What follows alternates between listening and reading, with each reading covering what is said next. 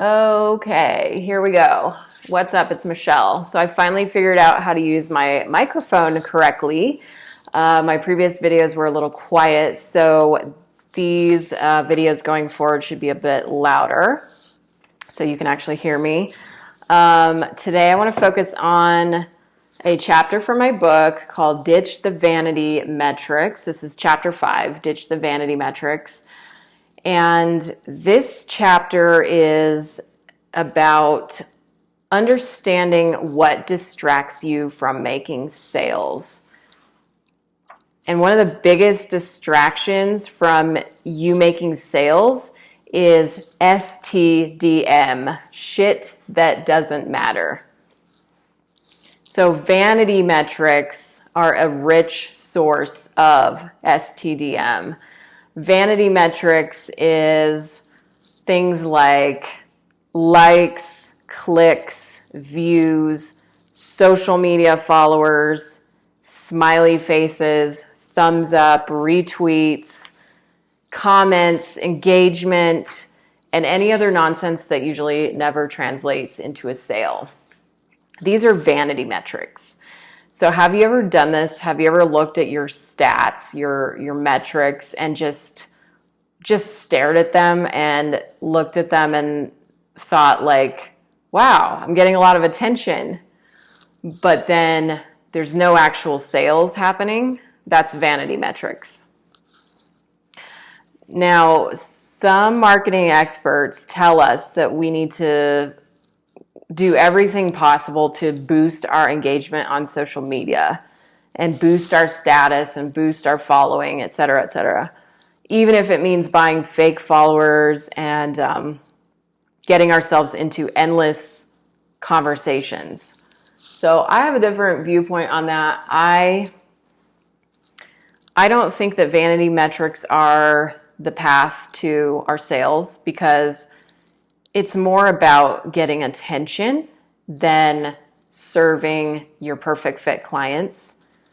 And if you would rather have attention than sales, something's wrong. I think your priorities are a little backwards. Now, I can speak to this because there was a time in my life, many years ago, I would say 7, 8 years ago, where I actually valued attention over making sales. And I valued the digital attention of total strangers over serving my perfect fit clients. And that is a recipe for not getting anything done. In my book, I give an example of Jeremiah, who is a professional dancer, Jeremiah. So he makes a living doing dance-related activities. He's a choreographer. He does classes. He does private lessons. He performs on stage. And he makes about $60K a year and is not quite satisfied with his income. He wants to make a lot more. He wants to earn more money so he can buy more costumes and go shopping more, which is fun. But there's only one problem, and it's that he's focusing his attention in the wrong places. He is getting high off vanity metrics. So Jeremiah is based on a real person. He's actually based on several people, including myself. So he's a composite of people that I have met who are business owners who are very distracted, and they're focused on vanity metrics. He thinks the key to growing his business is to build his social media following and increase his fan base. Have you ever heard that? Like, I got to increase my fan base. I got to increase my engagement. And that's a little naive to think that. So he sees other dancers on Instagram who have millions of followers and lots of engagement, lots of like fire smileys and thumbs up smileys. And he starts to associate those surface level metrics with success. So he tries to boost his own number of followers and views and likes and engagements by flushing valuable time down the toilet. Now, instead of serving his paying clients, people that want to hand him money for his dance expertise and services, Jeremiah spends most of his days replying to social media comments.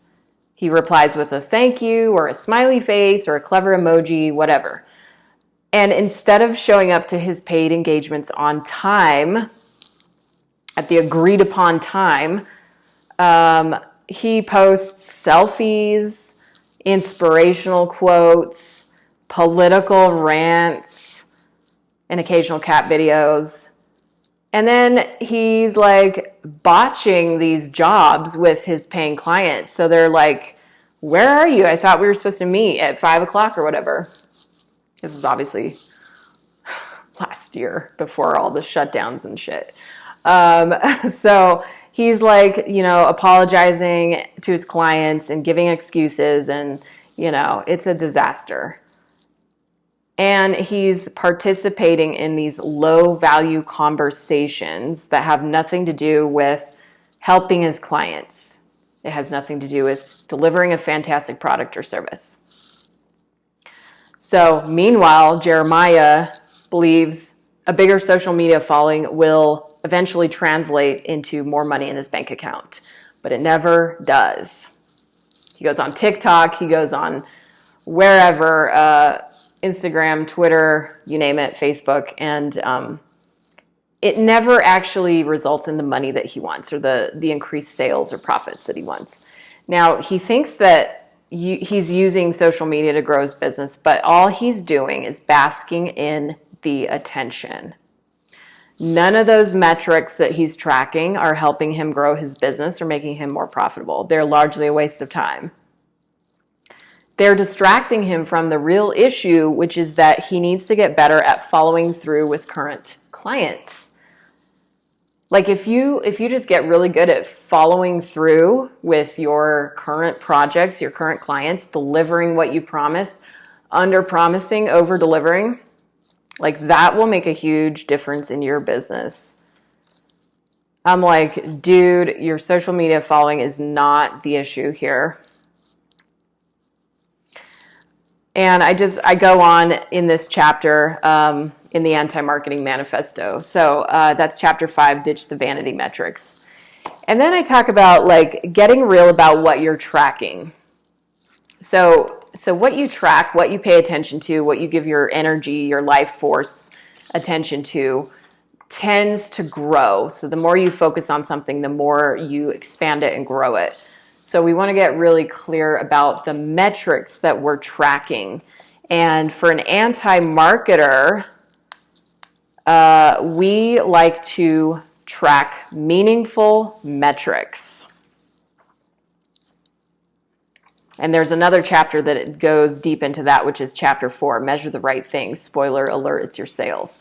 So vanity metrics are not going to lead you to sales. They're going to lead you to more vanity. If you pay attention to your vanity metrics, you will become a more vain person. You won't necessarily become more of a person who is in service to people. So we all need to face a number of sobering realities in business. Followers are not paying customers. Many of them are fake accounts or bots. Vanity metrics don't lead to money in your bank account. Likes are not sales. Clicks are not sales. Views are not sales. Engagement and comments are not sales. Only a sale is a sale. An Instagram like won't pay your internet bill. A retweet won't pay your rent. A Facebook share won't necessarily make you more successful unless you've somehow built service into it. So like maybe they're sharing a post that you wrote that links to your landing page or something, and you've got a free offer on there that grows your email list, something like that. So without service at the forefront of every social media post that you make, it's all crap. It's all just based on vanity. And you know what? You don't really want to build your business on that kind of stuff because it's just a house of cards. It can come crumbling down. So vanity metrics are the enemy of sales, and you should treat them as such. They lure you down the rabbit hole of adrenaline due to the excitement of suddenly getting 100,000 views on your video but no sales. If you allow vanity metrics to pull you off course, this reveals a deeper problem. You prefer attention over sales. That is from my book, The Anti-Marketing Manifesto. Check it out. It's on Amazon. It's anywhere books are sold online, barnesnoble.com, walmart.com. Pick your preference and go order a copy. So what are you focusing on? Do you focus on vanity metrics? What are you tracking? Do you prefer attention over making sales? Do you prefer having all your content seen by like voyeurs, people online that don't buy from you, followers, but you're letting your clients slide, your paying clients, you're letting those projects like fall through the cracks? What is your priority? What are you going to track and focus on? That's it for today. Thanks for watching. Bye.